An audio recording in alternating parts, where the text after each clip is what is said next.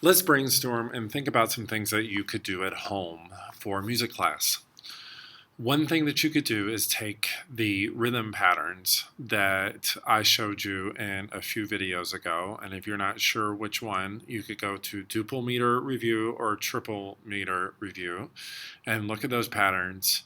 Now you could take a sheet of paper like this. This is not really a sheet of paper, it's a board, but you could take a sheet of paper and you could draw that rhythm pattern and then you could decorate around it. That's one thing you could do. You could practice writing tonal patterns. Now, tonal patterns are a little trickier than rhythm patterns.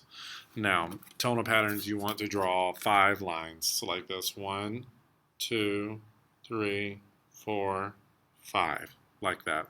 And you can take the tonal, don't worry about the do signature or anything like that. You can take the patterns that we were writing earlier and make a better line than I did. That looks terrible. There we go. Let me just take the pattern, like 1, 2, 3, 4. How many? 5. And remember, when we were in major tonality, we had that first pattern, do, mi, do. You can just write that. And then you can practice reading that. And then erase. Or come up with a new piece of paper, or get a new piece of paper, do another one. Do, mi, so. Like that. That's another thing you can do. You could write a letter about how important music is in school, and music in school is very important. And if you don't think it's important, then think about not having music in school and coming back to school when we're done with this quarantine and then not being able to go to music class.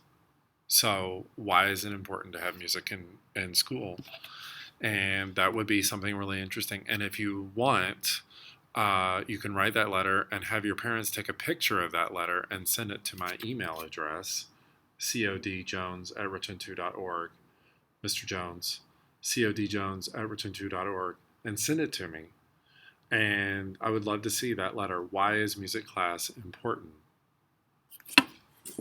Another thing you could do is you could come up with short repeated patterns. A lot of my students call those ostinatos, a short repeated pattern. Try to figure out what the meter of your short repeated pattern is. Is it in triple meter? Is it in duple meter?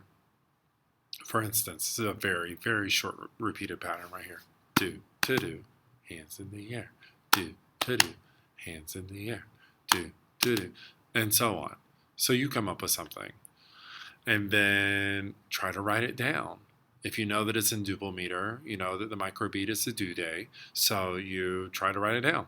See what you come up with. And if you think you have something that you want to share with me, again, have your parents take a picture and send it to codjones@richland2.org.